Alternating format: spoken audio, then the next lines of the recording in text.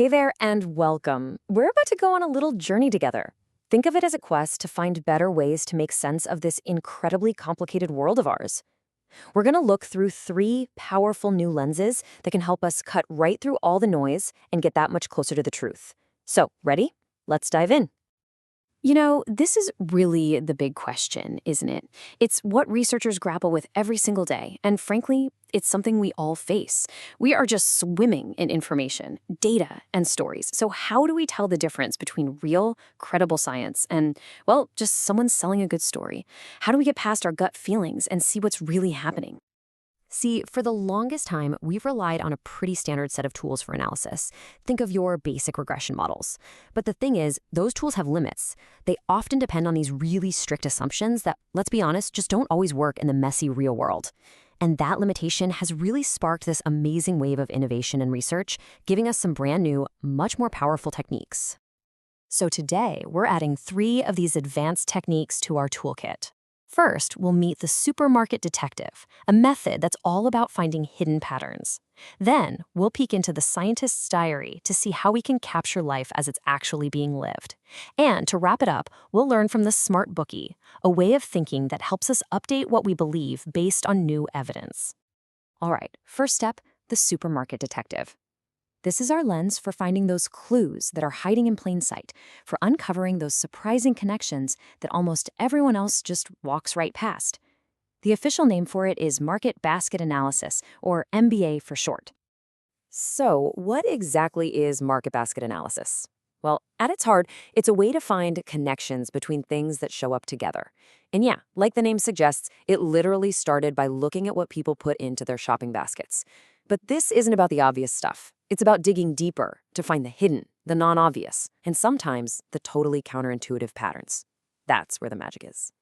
Let's make this really concrete with a classic case. So step 1. The data shows that, hey, people who buy cake mix also tend to buy icing. No big surprise there. Step 2, we form a theory. These are complementary items, so maybe a sale on cake mix could actually boost the sales of both. And that leads to step 3, a real business decision. Stock these things right next to each other to make it super easy for the customer.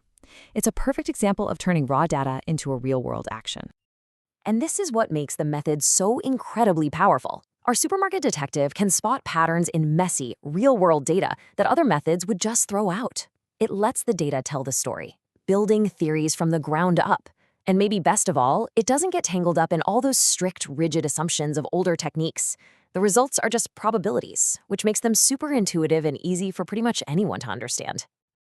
All right, let's switch to our second lens now. We're calling this one the scientist's diary. The official term is experience sampling methodology, or ESM. And this technique is all about capturing the truth of what we experience in the moment, not just what we remember experiencing later on. You know how a typical survey works, right? It asks something like, how happy were you at work last week? Your brain tries to average it all out, creating the single snapshot that's, well, full of memory biases. Maybe you only remember that one really bad meeting or that one great success. ESM completely flips that around. Instead of asking what you remember, it captures what you're experiencing right now. It grabs data as life is actually happening, showing the real ebb and flow of our days. That's what gives it, as researchers say, high ecological validity. In other words, it's true to life.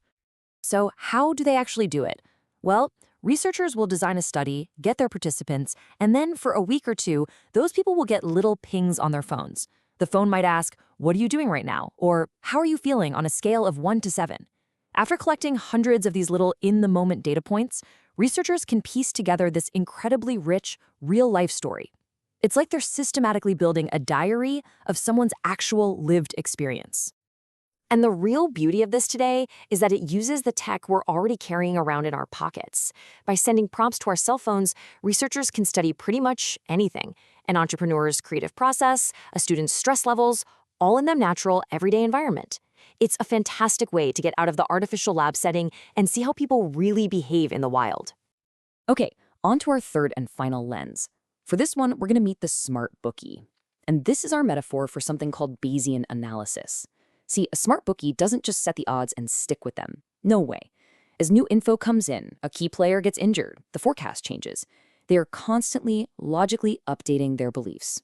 And that, right there, is the heart of Bayesian thinking.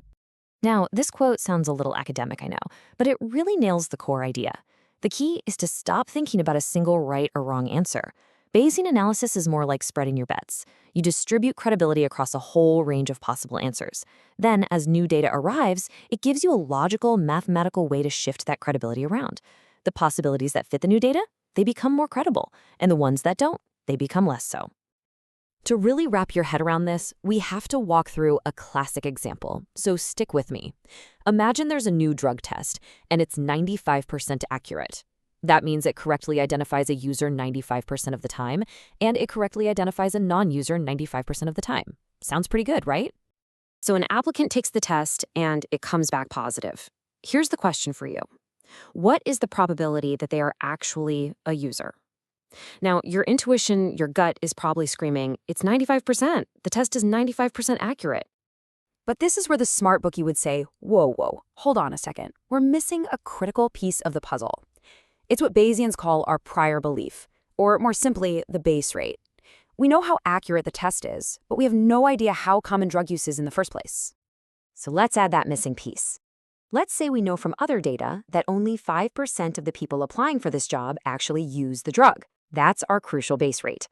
Now, when you combine the test's accuracy with that base rate, the actual probability that a person who tested positive is a user is only 50%. It's a coin flip. Why? Well, think of 1,000 people. Only 50 of them are actual users. The test will correctly catch about 48 of them. But out of the 950 non-users, the test's 5% error rate will create about 48 false positives. So you end up with 48 true positives and 48 false positives. And that is the mind-bending power of Bayesian thinking. This really shows the big difference from the more traditional statistics you might have learned in school, often called the frequentist approach. That method only looks at the data from the current study. The Bayesian way, though, weaves in our prior knowledge to get a much more accurate picture. And this is huge. A traditional test can only fail to reject the idea that there's no effect. But a Bayesian analysis can actually find evidence for no effect, which is a much stronger and frankly more useful conclusion for a scientist to make. So let's step back for a second. We've just looked through 3 incredibly powerful new lenses: the supermarket detective, the scientist's diary, and the smart bookie. Each one gives us a totally different angle, and when you put them all together, they form this amazing modern research toolkit that helps us see our world with so much more clarity and nuance.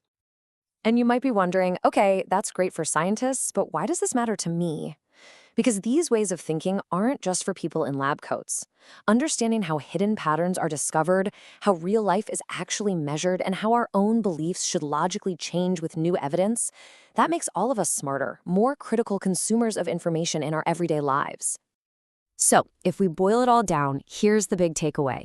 Market basket analysis is our detective, finding those hidden relationships in messy data. Experience sampling is our diary, capturing the truth of our lived experience, moment by moment. And Bayesian analysis is our guide, showing us how to logically update our beliefs as we learn more. Put them together, and you have the building blocks for a more credible and trustworthy science. And that kind of leaves us with one final big question to chew on. We've got these incredible new tools, these amazing new lenses to see through. But as our world gets even more complex, and as data becomes just everywhere, it really makes you wonder, what's next? If data truly is the new language of our world, what other lenses might we still be missing to help us read it even more clearly?